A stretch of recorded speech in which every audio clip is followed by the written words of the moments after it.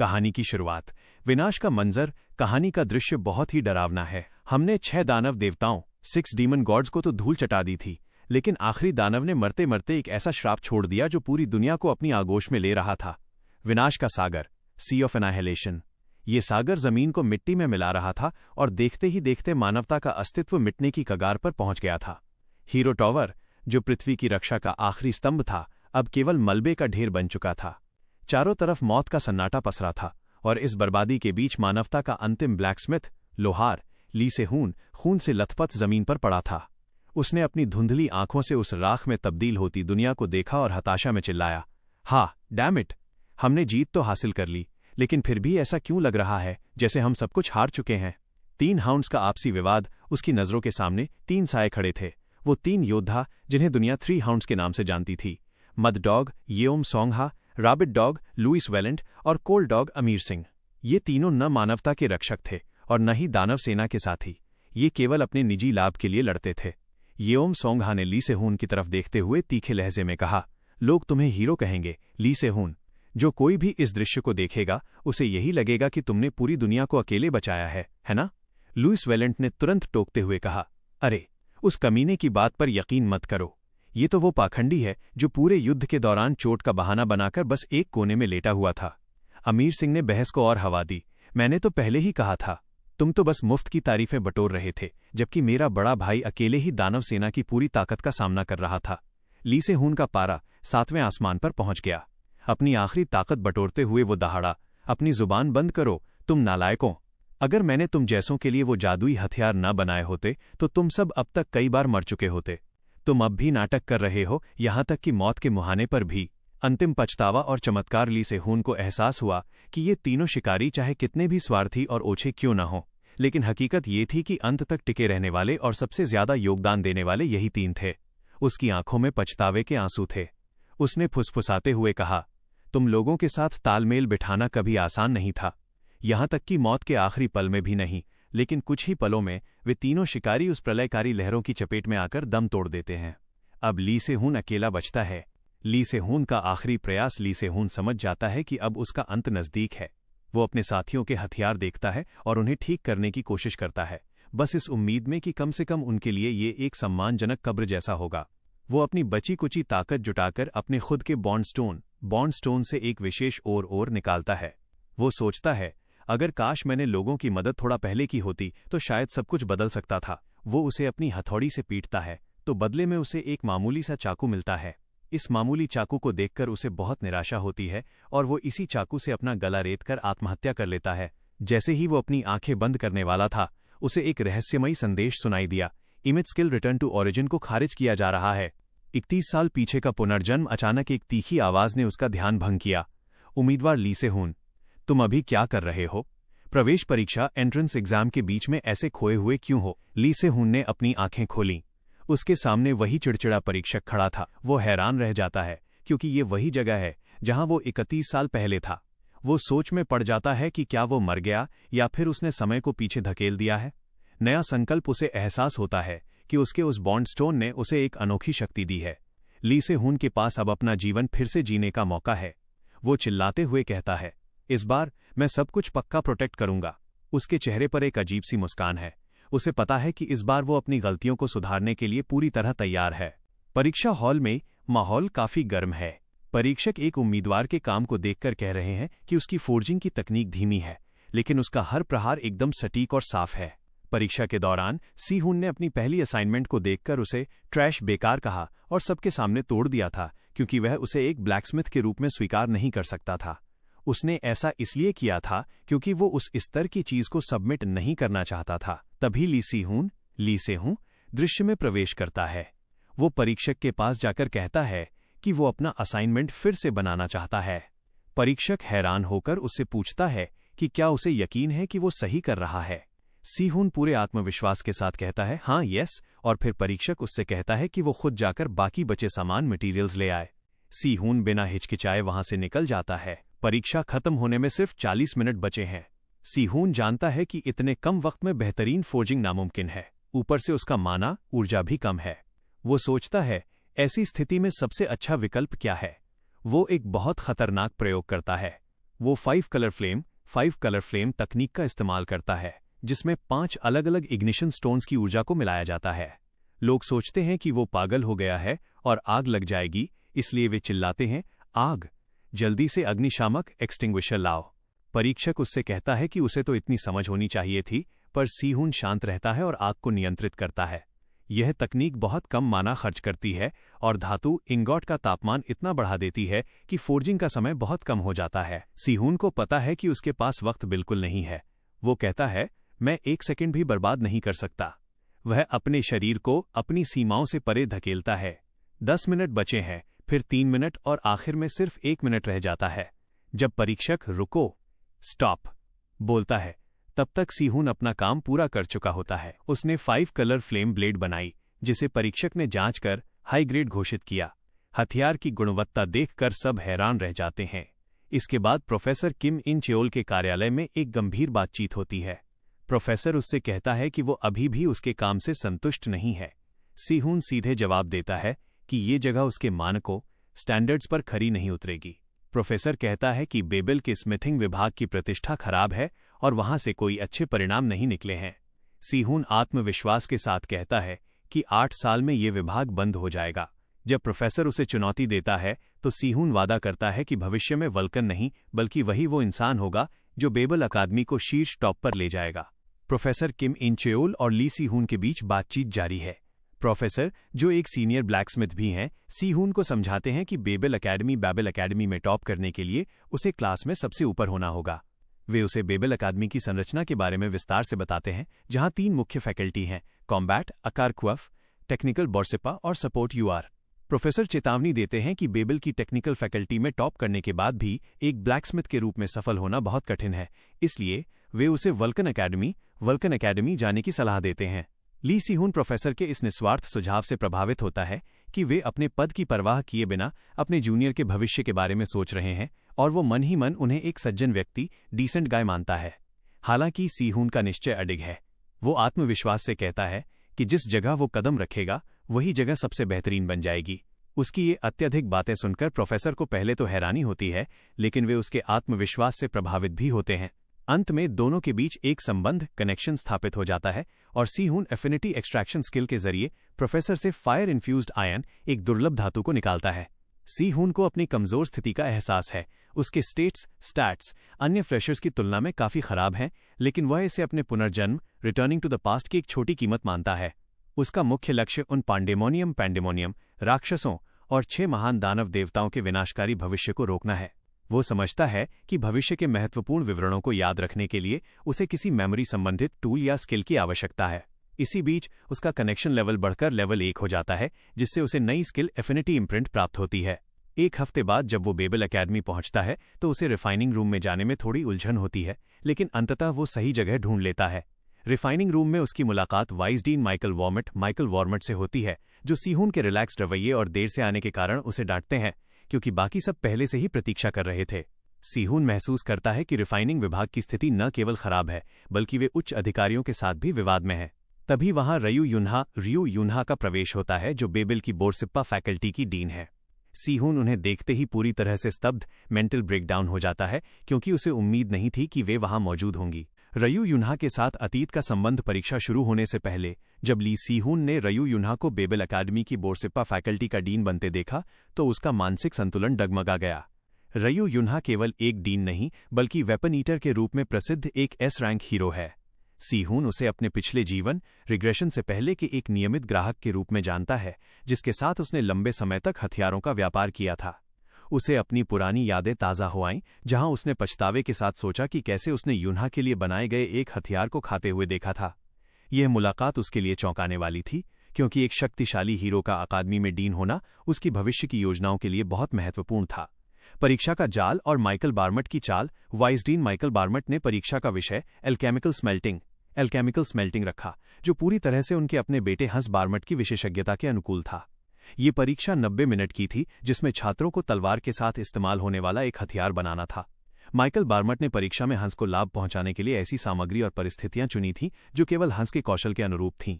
हंस को एक प्रतिष्ठित परिवार का उत्तराधिकारी माना जाता है, जिसके पास दूसरे वर्ष के छात्रों के बराबर माना है, जबकि सी-हुन को एक साधारण कॉमनर के रूप में देखा जा रहा था। हंस का अहंकार चरम पर था क्योंकि उसे विश्वास था कि वो 30 मिनट के भीतर रेजोनेंस सिंथेसिस पूरा कर लेगा। सीहून की बुद्धिमानी और एफिनिटी एनग्रेविंग का प्रयोग परीक्षा के दौरान हंस ने पानी के गुण वाले कीमती पत्थरों का चयन किया, जबकि सीहून ने आग के गुण वाले हाइड्रेट और ह्वाहोंग स्टोन पत्थरों को चुना। हंस ने सीहून की पसंद को मूर्खतापूर्ण करार दिया क्योंकि उसे लगा कि सीहून के पास इतने उच्च माना वाले तत्वों को नियंत्रित करने की शक्ति नहीं है। लेकिन सीहून के पास एक गुप्त हथियार था, उसकी स्किल एफिनिटी एनग्रेविंग। उसने वाहप आयन को अपनी दाहिनी भुजा पर पहना, जिससे उसे इन तत्वों को अपने शरीर के माध्यम से सीधे नियंत्रित करने की शक्ति मिल गई। यह तकनीक पारंपरिक तरीके से कहीं ज्यादा प्रभावशाली थी।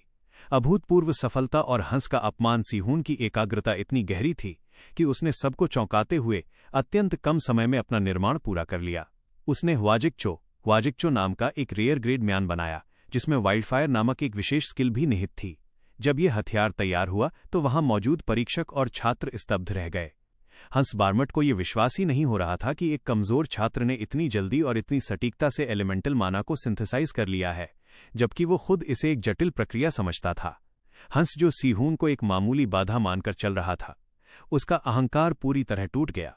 सीहून की ये जीत न केवल उस परीक्षा में थी, बल्कि बेबल अकादमी के उस भ्रष्ट माहौल में भी थी जो उसे कमजोर मानकर दबाना चाहता था।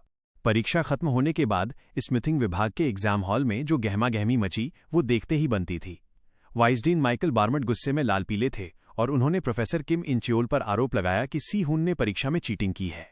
उनका तर्क था कि एक नया स्टूडेंट जो अभी अभी स्कूल आया है वो इतनी जल्दी रेजोनेंस कैसे कर सकता है, जो दुनिया में सबसे फास्ट रिकॉर्ड 5 मिनट का है। वे लगातार चिल्ला रहे थे कि इस एग्जाम को रद्द करके दोबारा रिटेस्ट होना चाहिए, लेकिन प्रोफेसर किम ने साफ मना कर दिया और कहा कि ये सब हंस बार्मट की अपनी लापरवाही का नतीजा है। सीहून चुपचाप ये सब देख रहा था। फिर वो आगे आया और उसने उन सब को एल्केमी फोर्जिंग की असलियत बताई। उसने बहुत शांति से समझाया कि फोर्जिंग का मतलब सिर्फ ओरे, धातु के पत्थर को खत्म करके उसमें जान भरना नहीं है, बल्कि उसके कोर तक पहुंचकर उसकी असली ताकत को जगाना है। उसने ये भी कहा कि उसकी ये तकनीक आने वाले कुछ सालों में पूरी दुनिया में स्टैंडर्ड बन जाएगी, तो इसमें कोई छुपाने वाली बात नहीं है। उधर माइकल बार्मट को फिर भी यकीन नहीं हो रहा था कि एक मामूली बैकग्राउंड का लड़का रेयर ग्रेड का हथियार बना सकता है, और वे उसे बार बार चीटर कह रहे थे। तभी वहां सब कुछ बदल गया जब रयू युन्हा ने सीहून का बनाया हथियार ह्वाजिकचो देखा। रयू युन्हा, जो कि एक एस रैंक हीरो है और वेपन ईटर के नाम से मशहूर है, उस हथियार को देखकर पूरी तरह सुध-बुध खो बैठी। वो उसे हाथ में लेकर इतना ज्यादा एक्साइटेड हो गई कि उसने सबके सामने उसे चाटने लिख तक की अजीब सी बात कह दी, जिसे देखकर माइकल बार्मट और बाकी प्रोफेसरों की हालत खराब हो गई। दोपहर में जब सीहून शहर में घूम रहा था तो उसे अचानक अपने पिछले जन्म की एक कड़वी याद आई। उसने बार्मट नाम सुना और उसे याद आया कि कैसे बेबल में रहते समय एक बार्मट ने उसे घटिया हथियार दिया था जो बाद में फट गया। उस धमाके में मैड डॉग लुइस वैलेंटी को गंभीर चोटें आई थीं। सीहून को यह समझते देर नहीं लगी कि वही हंस बार्मट वो ब्लैकस्मिथ है जिसने लुइस की जिंदगी बर्बाद की थी। सीहून ने मन ही मन मुस्कुराते हुए तय किया कि अब वो हंस बार्मट पर नजर रखेगा ताकि लुइस वैलेंटी गलत रास्ते पर न जाए। इसी बीच बोरसिप्पा फैकल्टी की मीटिंग में असली ड्रामा शुरू हुआ। डीन रयू युन्हा ने सबके सामने प्रस्ताव रखा कि सीहून को फैकल्टी का टॉप स्टूडेंट बनाया जाए। दूसरे प्रोफेसरों को ये बात हजम नहीं हुई और उन्होंने इसे जल्दबाजी वाला फैसला बताया, लेकिन रयू युन्हा पीछे हटने को तैयार नहीं थी। उसने सबको आईना दिखाया कि सीहून का हथियार उसकी मेहनत का सिर्फ 60% है और उसकी कमियों में ही उसकी असली ताकत छिपी है। माहौल इतना गर्म हो गया कि रयू युन्हा ने धमकी दे दी कि अगर सीहून को टॉप स्टूडेंट नहीं माना गया तो वो अपना डिपार्टमेंट हेड का पद छोड़ देगी। जब सीहून उस 5 कलर्ड फायर ब्लेड को लेकर मंच पर खड़ा हुआ तो वातावरण पूरी तरह बदल गया। उसके चारों तरफ की हवा में एक अजीब सी भारीपन थी। प्रॉक्टर्स और दर्शक उसकी उस तलवार को देख रहे थे जो दिखने में एक साधारण रेयर ग्रेड हथियार लग रही थी, और इसलिए बहुत से लोग दबी जुबान में उसका मजाक उड़ा रहे थे। माइकल बार्मट, जो सीहून की नाकामी का इंतजार कर रहा था, उसके चेहरे पर एक कुटिल मुस्कान थी। लेकिन सीहून ने बिना किसी परवाह किए सीधे मॉडल बी ऑटोमेटन की मांग कर दी, जो न केवल बी रैंक हीरो की टक्कर का था बल्कि भारी कवच से लैस था। ये मांग सुनते ही वहां तैनात स्टाफ के होश उड़ गए, क्योंकि इतनी कम समय में इतने उच्च स्तर का ऑटोमेटन तैयार करना लगभग नामुमकिन था। अंत में मजबूरन वो बूढ़ा व्यक्ति और उसकी टीम उस भारी मॉडल बी ऑटोमेटन को मंच पर लेकर आते हैं। जब वो ऑटोमेटन सामने आता है तो उसकी मौजूदगी ही बहुत भारी और डरावनी होती है, क्योंकि उसे इतनी कम नोटिस पर तैयार करना नामुमकिन जैसा काम था। सीहून को वहां खड़ा देखकर वो बूढ़ा व्यक्ति भी थोड़ा परेशान होता है कि ये छात्र आखिर करने क्या वाला है। जैसे ही प्रदर्शन की शुरुआत हुई, सीहून ने अपनी पूरी एकाग्रता और आर्टिसन ऑफ फ्लेम्स की बारीकियों को महसूस किया। उसके सामने खड़ा मॉडल बी ऑटोमेटन रक्षात्मक मुद्रा डिफेंसिव स्टांस में था। सीहून को अच्छी तरह मालूम था कि उसके हथियार के भीतर पांचों रंग की आग एक दूसरे से संघर्ष कर रही हैं। अगर वो अपनी बहुत बड़ी मात्रा में माना का उपयोग करके इसे संतुलित नहीं करता तो ये आग उसे खुद ही जलाकर राख कर सकती थी। उसने बहुत ही सावधानी से फायर इन्फ्यूज्ड स्कैबर्ड के अंदर दबी हुई माना को महसूस किया, जो एक आग के गोले की तरह फटने को तैयार थी। जब उसने वाइल्ड फायर स्किल को सक्रिय किया तो ऐसा लगा जैसे मंच पर कोई ज्वालामुखी फूट पड़ा हो। धमाका इतना भीषण था कि मुख्य हॉल की छतें और दीवारें तक कांप उठीं और धूल के गुबार से पूरा हॉल भर गया। कंस्ट्रक्शन टीम को तुरंत भागकर सफाई के काम में लगना पड़ा, क्योंकि मंच का नक्शा ही बदल चुका था। धमाका थमने के बाद जब सब शांत हुआ तो सीहून को लगा कि अब उसे सख्त अनुशासनात्मक कार्रवाई का सामना करना पड़ेगा। वो थोड़ा घबराया हुआ सा रयू युन्हा के पास पहुंचा, जो कि डिपार्टमेंट की हेड थी।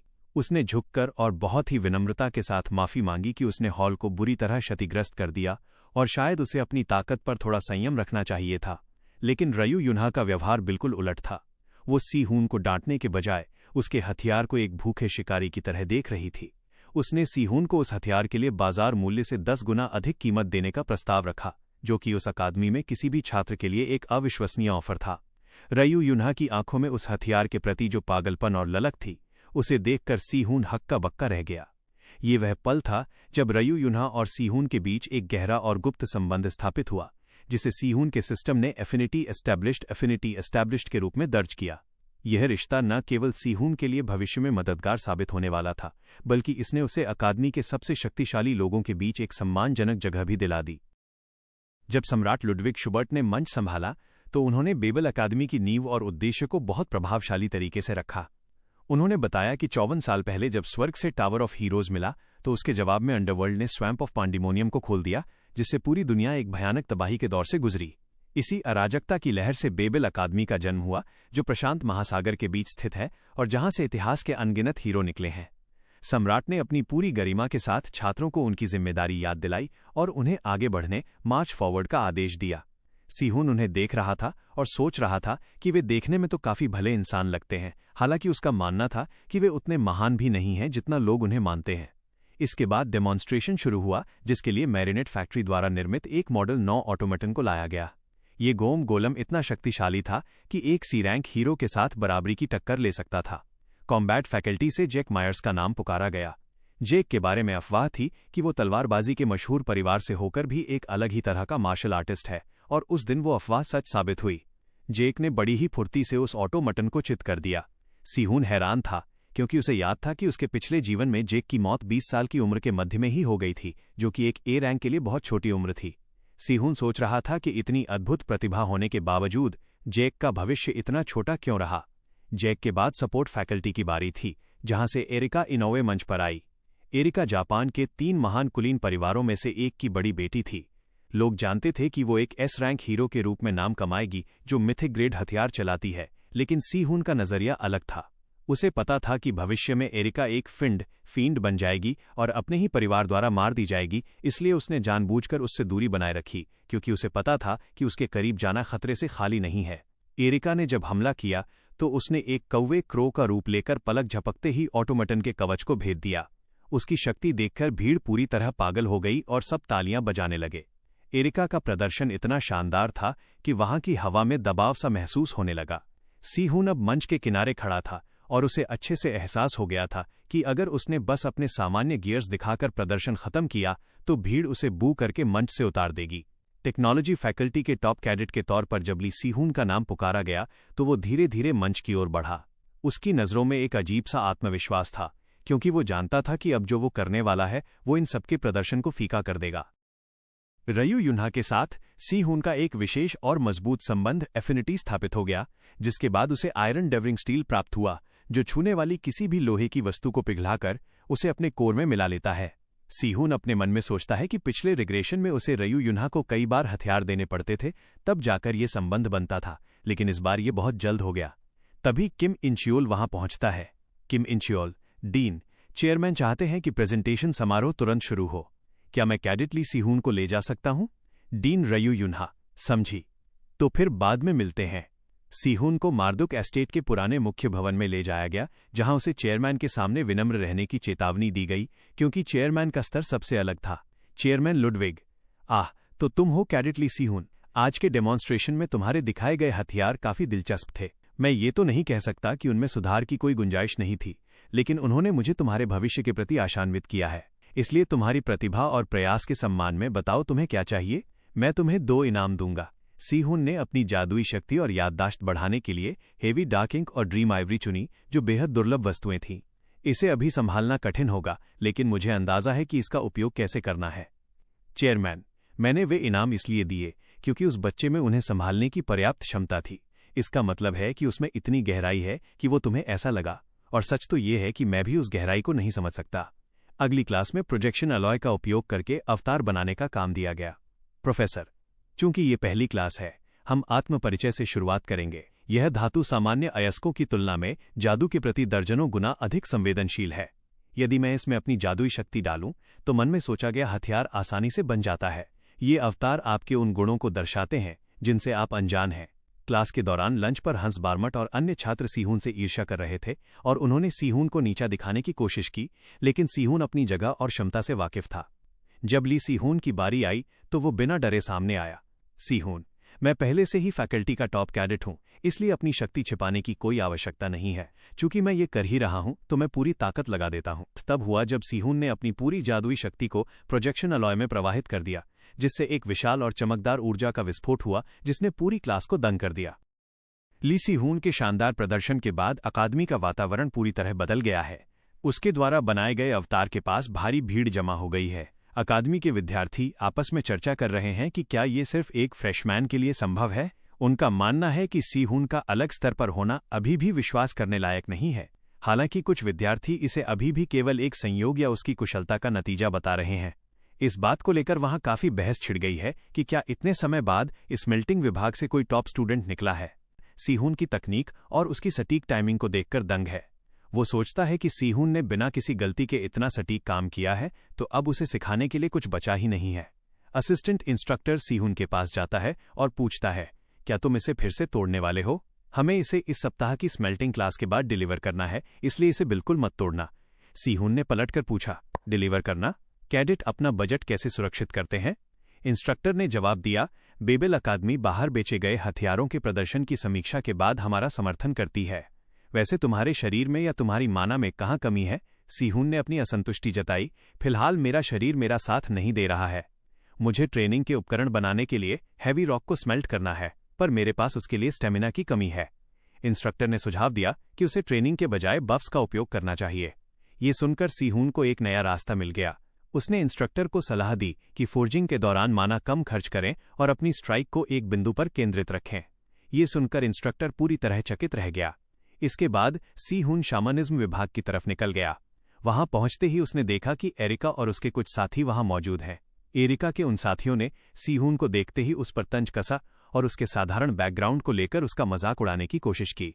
सीहून ने उनकी बातों को नजरअंदाज किया और एरिका से पूछा, मैं ऐसे बफ्स के बारे में सीखना चाहता हूं जो शारीरिक क्षमता को बढ़ाएं और स्मेल्टिंग में रुकावट न डालें। एरिका के साथी अभी भी उस पर चोट कर रहे थे, लेकिन एरिका ने उन्हें शांत रहने का इशारा किया। उसने कहा, तब तुम बैरियर तकनीक के बारे में क्यों नहीं सोचते? सीहून ने हैरान होकर पूछा, क्या वो सिर्फ सुरक्षा के लिए नहीं होती? एरिका ने मुस्कुराकर कहा, यह तुम पर निर्भर करता है कि तुम उसका उपयोग कैसे करते हो। एरिका ने अपनी पारिवारिक बैरियर तकनीक का प्रदर्शन किया और सीहून को इसे तोड़ने की चुनौती दी, लेकिन जैसे ही सीहून ने उसे छुआ, उसने तुरंत समझ लिया कि वो तकनीक कैसे काम करती है। सीहून ने उस बैरियर की कमजोरी पकड़ ली और उसे आसानी से तोड़ दिया। एरिका और उसके साथी ये देखकर दंग रह गए। एरिका मन ही मन सोचने लगी कि इतने कम समय में इस लड़के ने उसके परिवार की इतनी गहन तकनीक को कैसे समझ लिया और उसे तोड़ भी दिया। सीहून ने तय किया कि वो बैरियर तकनीक को ही अपने माइनर के रूप में चुनेगा। एरिका ने उसे एक प्रोफेसर से मिलवाने का वादा किया। सीहून अब खुश था, क्योंकि उसे अपनी स्मेल्टिंग और स्टेमिना की समस्या का सही हल मिल गया था। अकादमी के गलियारों में आजकल एक ही चर्चा है, सीहून और एरिका की बढ़ती नजदीकियां। जब भी सीहून और एरिका को साथ देखा जाता है, छात्र आपस में फुसफुसाने लगते हैं। कुछ छात्र तो यहां तक कहते हैं कि उन्होंने कल भी इन्हें साथ देखा था। ये अफवाहें जंगल की आग की तरह फैल रही हैं, लेकिन सीहून इन बातों से पूरी तरह बेपरवाह है। वो अपने मन में सोचता है, लोग दूसरों की जिंदगी में इतनी दिलचस्पी क्यों लेते हैं? अगर एरिका की मेरे प्रति कोई गहरी भावना होती तो हमारे बीच का संबंध सिस्टम के जरिए पहले ही स्थापित हो गया होता। इसके बाद सीहून कवच निर्माण यानी बैरियर कंस्ट्रक्शन की कक्षा के लिए पंजीकरण करता है। वो क्लास के लिए उत्साहित था, लेकिन वहां पहुंचते ही उसे एक अजीब स्थिति का सामना करना पड़ता है। वहां पहुंचकर सीहून को गुस्सा आता है। वो बुदबुदाता है, मैंने कक्षा के लिए साइन अप किया था और ये लोग मुझे सीधे जंगल में परीक्षा के लिए ले आए। इस परीक्षा में कई अन्य छात्र भी शामिल थे। वे अपने मानक तरीकों से कवच को तोड़ने का प्रयास कर रहे थे। उनके परिणाम औसत थे और कोई भी कुछ विशेष नहीं कर पा रहा था। तभी एरिका की बारी आती है। उसने अपनी कुशलता और एकाग्रता का परिचय देते हुए मात्र 22 सेकंड में उस कठिन कवच को पूरी तरह ध्वस्त कर दिया। उसकी यह प्रतिभा देखकर सब दंग रह गए। अंत में सीहून की बारी आती है। वो जब कवच के सामने खड़ा होता है तो वो उसे सिर्फ एक रक्षा दीवार की तरह नहीं देखता। वो अपनी स्मेल्टिंग की समझ का उपयोग करते हुए उस कवच को एक वैज्ञानिक पहेली की तरह परखता है। उसे महसूस होता है कि इस कवच की संरचना बिल्कुल उसके द्वारा इस्तेमाल किए जाने वाले हेवीवेट ओरे जैसी है। सीहून सोचता है, ये कवच अपने आप को ठीक कर लेता है और यदि मैं इसे एक निश्चित सीमा तक न तोड़ूं तो ये वापस अपनी पुरानी अवस्था में आ जाता है। इसका मतलब है कि इसे रिफाइन करने के लिए मुझे सारी ऊर्जा को संतुलित करना होगा और उन्हें एक साथ डालना होगा। सीहून को इस तरह अजीब हरकतों के साथ काम करते देख प्रोफेसर रॉबर्ट पेरी हैरान रह जाते हैं। वे अपने साथी प्रोफेसर की ओर देखते हैं जो सीहून को टोकने की कोशिश कर रहा था। रॉबर्ट पेरी उसे रोकते हुए कहते हैं, रुको, उसे मत टोको। सीहून अपनी पूरी एकाग्रता के साथ उस बिंदु पर वार करता है जहां से ऊर्जा संतुलित हो सके। अचानक कवच के टूटने की तड़तड़ाहट सुनाई देती है और वो सफल हो जाता है। वो उत्साह में कहता है, मिल गया, अब मुझे समझ आ गया है कि ओरे को कैसे रिफाइन किया जा सकता है। उसने ये कठिन परीक्षा 7 मिनट और 45 सेकंड में पूरी कर ली। भले ही समय थोड़ा ज्यादा लगा, लेकिन उसने एक ऐसी तकनीक खोज ली थी जो भविष्य में उसे सबसे शक्तिशाली हथियार बनाने में मदद करेगी। सीहून खुद से मुस्कुराते हुए कहता है, इस बार समय ज्यादा लगा, लेकिन अगली बार मैं इसे और बेहतर और जल्दी कर लूंगा। उस दिन सीहून ने न सिर्फ परीक्षा पास की, बल्कि अपने स्मेल्टिंग के कौशल को एक नए स्तर पर ले जाने का रहस्य भी सुलझा लिया था। बेबेल अकादमी के प्रशासनिक कार्यालय में अचानक हलचल मच गई जब एक विशेष आवेदन प्राप्त हुआ। प्रथम वर्ष के छात्र ली सीहून ने हीरो ग्रेड या उससे भी उच्च स्तर की सामग्री का उपयोग करके मध्यवर्ती स्मेल्टिंग करने की अनुमति मांगी थी। अकादमी के नियमों के अनुसार इतनी उच्च श्रेणी की सामग्री के साथ स्मेल्टिंग करते समय किसी वरिष्ठ प्रोफेसर की निगरानी अनिवार्य थी। जैसे ही ये सूचना स्मेल्टिंग विभाग के प्रोफेसरों तक पहुंची, कई प्रोफेसर स्वयं पर्यवेक्षक बनने के लिए उत्साहित हो गए। हालांकि वाइसडीन माइकल के पक्ष से कोई प्रतिक्रिया नहीं आई। अकादमी में ये अफवाह फैल गई कि इसका कारण ये था कि उनके बेटे को हाल ही में रैंकिंग में दूसरे स्थान पर धकेल दिया गया था और इस वजह से वे ली सीहून में विशेष रुचि नहीं दिखाना चाहते थे। कुछ समय बाद शैमनिज्म विभाग की प्रमुख यूना स्वयं कार्यशाला में पहुंची। उन्होंने मुस्कुराते हुए कहा, बहुत समय हो गया कैडेट ली सीहून। सीहून ने सम्मानपूर्वक उत्तर दिया, आप तो बहुत व्यस्त रहती हैं, यह सोचकर भी हैरानी हो रही है कि आप इतनी दूर तक आई हैं। यूना ने शांत स्वर में कहा, विभाग प्रमुख के रूप में मैं स्वयं कैडेट ली सीहून के कौशल का मूल्यांकन करने आई हूं। इसके बाद यूना वहीं रुक गईं और सीहून की पूरी स्मेल्टिंग प्रक्रिया को ध्यानपूर्वक देखने लगीं। सीहून ने स्मेल्टिंग को 3 चरणों में पूरा किया। पहले चरण में उसने अपनी ऊर्जा का उपयोग करके डार्क हेवी स्टोन के अंदर मौजूद अशुद्धियों को हटाया। जैसे जैसे अशुद्धियां निकलती गईं, पत्थर का आकार छोटा होता गया, लेकिन उसकी शुद्धता और गुणवत्ता कई गुना बढ़ गई। दूसरे चरण में उसने अपनी रेड फ्लेम लाल ज्वाला को सक्रिय किया और अपनी ऊर्जा को उसमें प्रवाहित किया। इसके माध्यम से उसने अनेक ज्वालाओं में से सबसे स्थिर और शक्तिशाली गार्जियन वाइल्डफायर का चयन किया। तीसरे और अंतिम चरण में उसने एक विशेष हथौड़े को गार्जियन वाइल्डफायर की परत से ढक दिया और फिर लगातार उस पत्थर पर प्रहार करने लगा। हर प्रहार के साथ पत्थर की विकृतियां कम होती गईं और ज्वाला के गुण उसके भीतर समाहित होते गए। काफी समय और अथक मेहनत के बाद स्मेल्टिंग पूरी हुई। अंततः सीहून ने एक अद्भुत उपकरण तैयार किया, डार्क स्पाइडर ब्रेसलेट। ब्रेसलेट को देखते ही यूना की आंखें चमक उठीं। वो उसे इस तरह देखने लगीं मानो सामने कोई स्वादिष्ट भोजन रखा हो। तभी उनके पेट से हल्की सी आवाज निकली जिससे वो थोड़ी शर्मिंदा हो गईं। इसके बाद दोनों के बीच बातें हुईं और यूना ने कुछ खाते हुए कहा कि ये खाने लायक है। फिर वे फव कलर्ड फ्लोरल स्वॉर्ड और फायर रेड हर्ब के बारे में बात करने लगे और लिसून ने कहा कि वो इन्हें अभी बेचेगा नहीं, बल्कि इन्हें सब्जुगेशन क्लास के लिए तैयार रखेगा। इसी बातचीत के दौरान लिसून थकान के कारण बेहोश होने लगा और यूना ने उसे पकड़ लिया। इसके बाद यूना उसे डॉर्मेट्री ले जाने का फैसला करती है और उससे ऊंचाइयों के डर के बारे में पूछती है। लिसून मना करता है, लेकिन यूना उसे गोद में उठाकर ऊपर से कूद जाती है और दूर से एक लड़की ये सब देख रही होती है। बेबल अकादमी के गलन प्रक्रिया विभाग के मुक्त सूचना पटल पर अचानक एक नया संदेश पोस्ट किया गया, जिससे छात्रों के बीच हलचल मच गई। संदेश में लिखा था, ये इंसान यहाँ क्यों खड़ा है? क्या ये प्रथम वर्ष की सबसे सर्वश्रेष्ठ लड़की नहीं है? वो गलन प्रक्रिया विभाग के मुख्य भवन के सामने पूरे 3 घंटे से खड़ी है। इस पर नीचे कई छात्रों ने टिप्पणियां करना शुरू कर दिया। सीहून ने अपने उपकरण पर जब ये सब देखा तो उसने शांति से सोचा कि अगर कोई महत्वपूर्ण बात होगी तो वो लड़की खुद उससे दोबारा संपर्क कर लेगी। इसके बाद सीहून उपकरणों की समझ नामक कक्षा में पहुंचा। वहां माथे पर लाल पट्टी बांधे एक बहुत ही विशालकाय और मजबूत कदकाठी का शिक्षक खड़ा था, जिसने अपना नाम रिकारोज माइल्स बताया। रिकारोज ने आते ही बिना किसी भूमिका के कड़े स्वर में घोषणा की, कक्षा के लिए हम सबसे पहले प्रशिक्षण केंद्र की तरफ चलेंगे, और ध्यान रहे, जो भी छात्र वहां सबसे अंत में पहुंचेगा उसे मैदान के पूरे 20 चक्कर लगाने की सजा मिलेगी। गो की आवाज सुनते ही सभी छात्र बदहवास होकर दौड़ पड़े। सीहून चूंकि देर से आया था और उसकी शारीरिक क्षमता अभी पूरी तरह विकसित नहीं हुई थी, इसलिए वो सबसे अंत में हांफते हुए प्रशिक्षण केंद्र पहुंचा। नियम के मुताबिक सबसे अंत में आने के कारण रिकारोज ने उसे मैदान के पूरे 20 चक्कर लगाने का आदेश दे दिया। जब सीहून चक्कर लगा रहा था तब रिकारोज ने बाकी छात्रों को समझाना शुरू किया कि हाल ही में हुए योमडो शिकारियों के लगातार हमलों के कारण गलन प्रक्रिया और हथियारों की पढ़ाई का तरीका बदल दिया गया है। ये शिकारी उन लोहारों पर घात लगाकर हमला कर रहे हैं जो वीर श्रेणी या उससे ऊंचे स्तर की अग्निगुणों वाली तलवारें बनाते हैं। रिकारोस ने सभी को चेतावनी दी, तुम्हारे पास चाहे कितने भी शक्तिशाली रक्षात्मक उपकरण क्यों न हो, अंत में सब कुछ तुम्हारी खुद की देह पर निर्भर करता है। मैदान के चक्कर पूरे करने के बाद सीहून की हालत खराब थी। तभी रिकारोस की कड़क आवाज गूंजी, दौड़ना बंद करो और यहाँ आओ। सीहून हांफते हुए आगे बढ़ा तो रिकारोज ने उसकी परीक्षा लेने के लिए उसके हाथ में एक तलवार थमा दी और खुद भी तलवार लेकर सामने खड़ा हो गया। रिकारोज ने कहा, मैं देखना चाहता हूं कि तुम्हारी तलवारबाजी कैसी है, मुझ पर वार करो। सीहून को लगा कि कंगन के भारी वजन के कारण सामान्य रूप से तेजी से हिलना मुश्किल होगा। तभी उसने एक चाल चली और ऐन मौके पर अपने कंगन के विशेष कौशल विस्फोटक गुरुत्वाकर्षण को सक्रिय कर दिया। इस अचानक बदले गुरुत्वाकर्षण के झटके और अपनी तलवार के एक सधे हुए वार से उसने एक ही पल में विशालकाय रिकारोज माइल्स को पूरी तरह चौंका दिया और रक्षात्मक मुद्रा में आने पर मजबूर कर दिया। रिकारोज इस अद्भुत पैंतरे को देखकर दंग रह गया। उसने अपनी तलवार पीछे खींची और गहरी सांस लेते हुए सीहून की जमकर प्रशंसा की, तुम्हारी तलवारबाजी वाकई लाजवाब है। तुम्हें ये तलवार चलाना किसने सिखाया? मुझे ये किसने सिखाया? पिछली जिंदगी में मेरे उस जालिम मास्टर ने इस तकनीक को सिखाने के लिए मुझ पर न जाने कितने जुल्म ढाए थे। रिकारोज ने खुश होकर उसे शरीर नियंत्रण के एक उच्च स्तर के व्याख्यान में शामिल होने के लिए एक विशेष सिफारिश पत्र थमा दिया। सिफारिश पत्र लेकर जब सीहून आगे बढ़ा तो उसने अकादमी के एक कोने में एक अजीब नज़ारा देखा।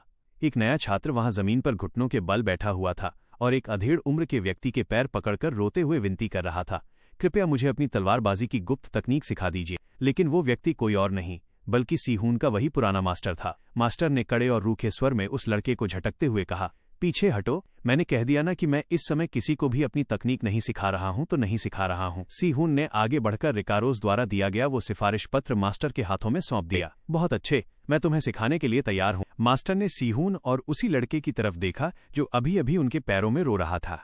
मास्टर ने कड़क आवाज में आदेश दिया, तुम दोनों बिना समय गंवाए तैयार हो जाओ। जो लड़का अभी मेरे पैरों में था वो मुक्केबाजी से लड़ेगा और सीहून तलवारबाजी करेगा। मुझे देखना है कि इस साल के सर्वश्रेष्ठ छात्र में कितना दम है और तुम दोनों में से कौन मैदान में टिक पाता है। तुम दोनों के बीच अभी इसी वक्त एक मुकाबला होगा। मास्टर का कड़ा आदेश पाते ही दोनों छात्र अपनी अपनी कला के साथ एक दूसरे के सामने आ गए।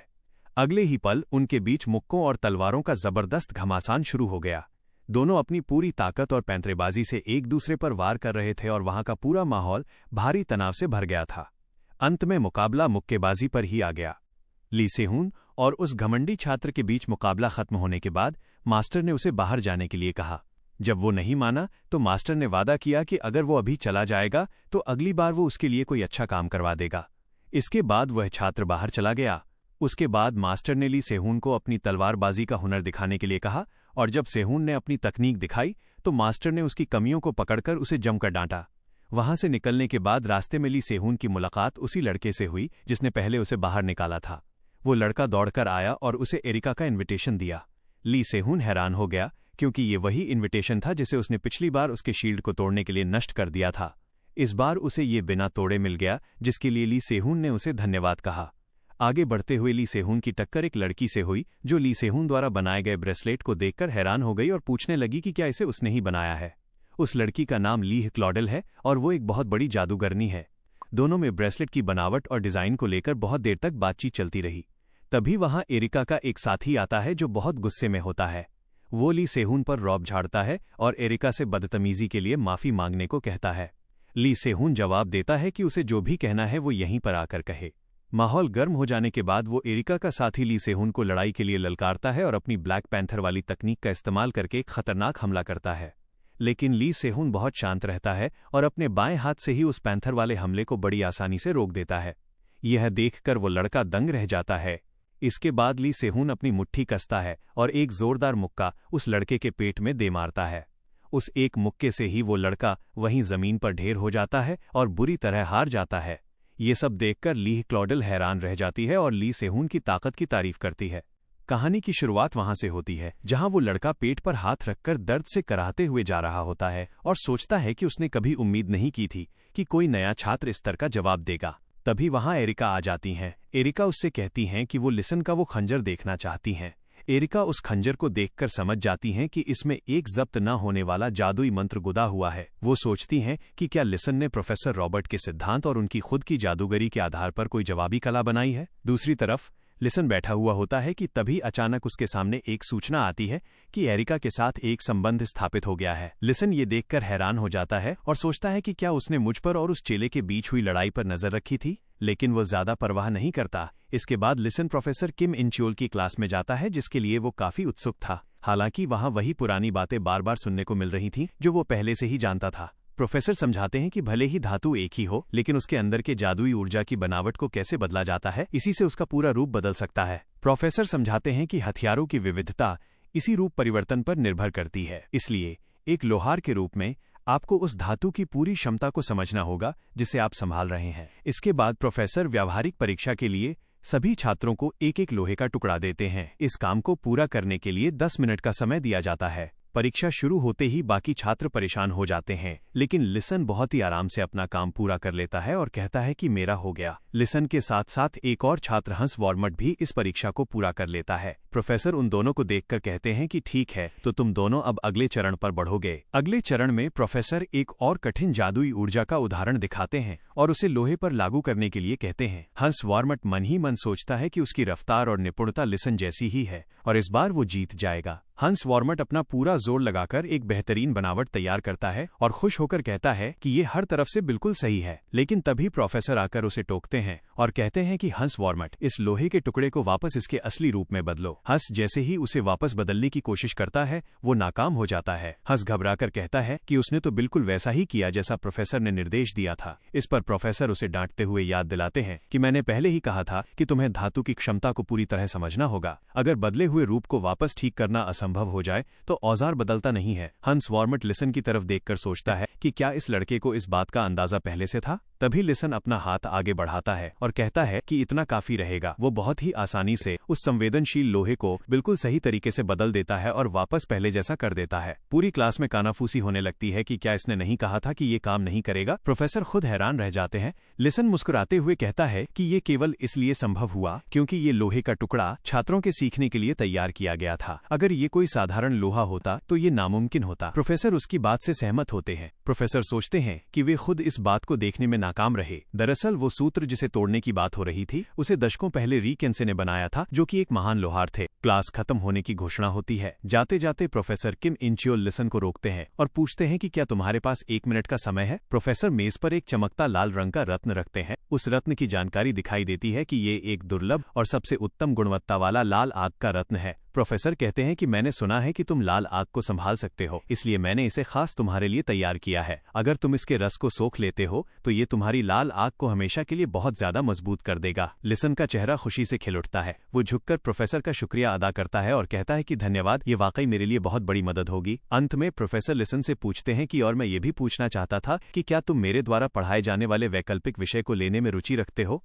लिसन पूछता है कि क्या आपका मतलब हथियार के उद्गम का अध्ययन से है। प्रोफेसर चौंकते हैं कि तुम्हें इसके बारे में पता है। लिसन मुस्कुराते हुए जवाब देता है कि हाँ। ली सेहून उस क्रिम्सन फ्लेम जेम की असली क्षमता को उजागर करता है। उसे अपने सीनियर की वो बात याद आती है कि जो भी संसाधन मिले उन्हें कभी जाया नहीं करना चाहिए, बल्कि उनका पूरा इस्तेमाल करके अपनी प्रगति करनी चाहिए। इसी सोच के साथ वो उस जेम की ऊर्जा को अपने भीतर समा लेता है, जिससे उसके गुण और क्षमताएं काफी बढ़ जाती हैं और उसे एक नया शक्तिशाली कौशल हासिल होता है जो उसे और ताकतवर बना देता है। वो अब पूरी तरह से तैयार है अपने भविष्य में आने वाली चुनौतियों का सामना करने के लिए। कहानी में आगे बढ़ते हुए प्रोफेसर सभी छात्रों को निर्देश देते हैं कि आज उन्हें पिछले सत्रों में बनाए गए सामानों को अंतिम रूप फिनिशिंग टच देना है। वे समझाते हैं कि ये तैयार की गई चीजें कैंपस के अंदर और बाहर दोनों जगह भेजी जानी है, इसलिए आज वे जो कुछ भी बनाएंगे उससे उनके पूरे पहले सेमेस्टर की छवि तय होगी और सभी छात्र इसके लिए तैयार हो जाते हैं। दूसरी तरफ काम शुरू करते हुए ली सेहून देखता है कि धातु की हालत पूरी तरह से खराब और बिखरी हुई है। अपनी कमियों को ठीक करने के लिए धातु पर काम करना शुरू करता है और सोचता है कि इतना इसे सुधारने के लिए काफी होना चाहिए। वो समझ जाता है कि उसके पास बाकी बचे हुए सामानों पर काम करने का समय नहीं होगा, लेकिन वो सोचता है कि कई सारे साधारण सामान बनाने से बेहतर है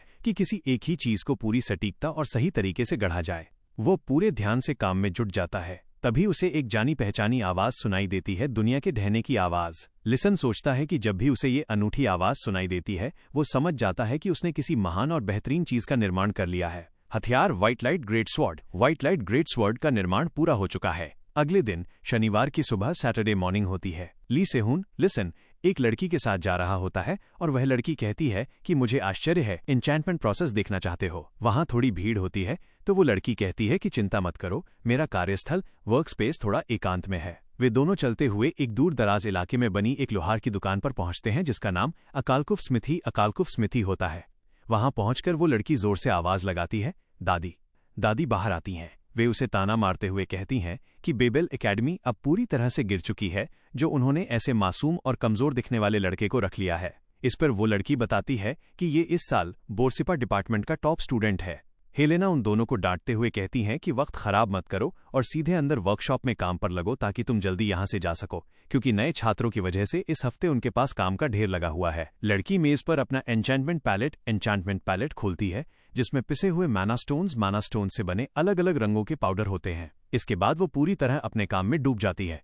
लिसन उसे इतनी गहराई से काम करते देख सोचता है कि काम में इस कदर खो जाना भी अपने आप में एक बहुत बड़ा हुनर है। ली सेहून लिसन वर्कशॉप में रखी चीजों को देखते हुए सोचता है कि ये वस्तुएं माना सर्किट्स के साथ प्रतिध्वनित रेजोनेट होकर विशेष प्रभाव देती हैं। तभी पीछे से बुजुर्ग महिला हेलेना आती हैं और लिसन के मन को भांपते हुए कहती हैं, इसे आजमा कर देखो, वहां ढेर में से कोई भी एक हथियार चुन लो। लिसन हेलेना की बात सुनकर मुस्कुराता है और सोचता है कि ये बूढ़ी दादी तो वाकई उससे बहुत ज्यादा काम करवा रही हैं।